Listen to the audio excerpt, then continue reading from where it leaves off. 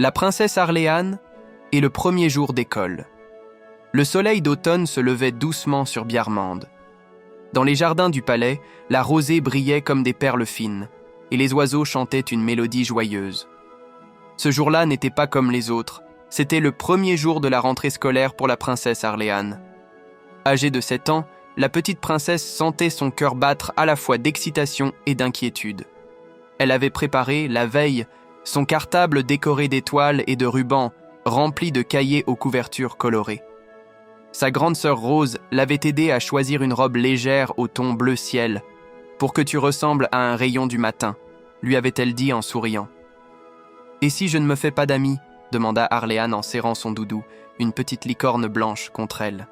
« Tu verras, ma princesse, » répondit Roderick, son chevalier protecteur. « Ton rire est comme une clé, il ouvre les cœurs. » Encouragée, Arléane monta dans la calèche royale, accompagnée de sa mère Julie, qui la regardait avec fierté.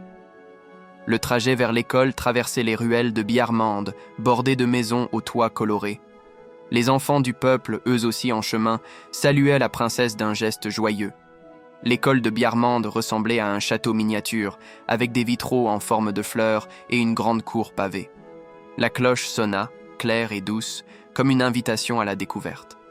À l'intérieur, Arléane fut accueillie par Dame Elvina, une institutrice aux cheveux argentés et au regard bienveillant. Elle expliqua « Ici, nous apprenons les lettres, les nombres, mais aussi la bonté, le partage et la curiosité.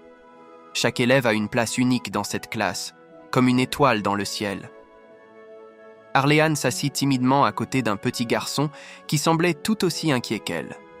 Il s'appelait Lior et venait d'un village proche. Ensemble, ils dessinèrent un soleil, puis une forêt, puis inventèrent des histoires autour de leurs dessins. Très vite, leurs rires emplirent la salle.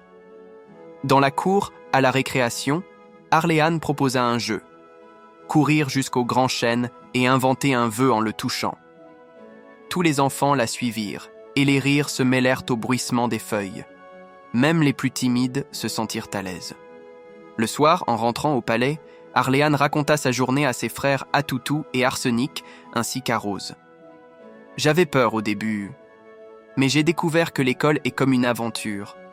On y trouve des trésors cachés, les amis, les mots, les histoires. » Et Julie, sa mère, l'embrassa sur le front en murmurant « Le plus grand trésor, ma fille, c'est ton courage d'avoir franchi la porte de l'inconnu. » Cette nuit-là, Arléane s'endormit le cœur léger, impatiente de retourner le lendemain à l'école pour écrire une nouvelle page de son histoire. AB.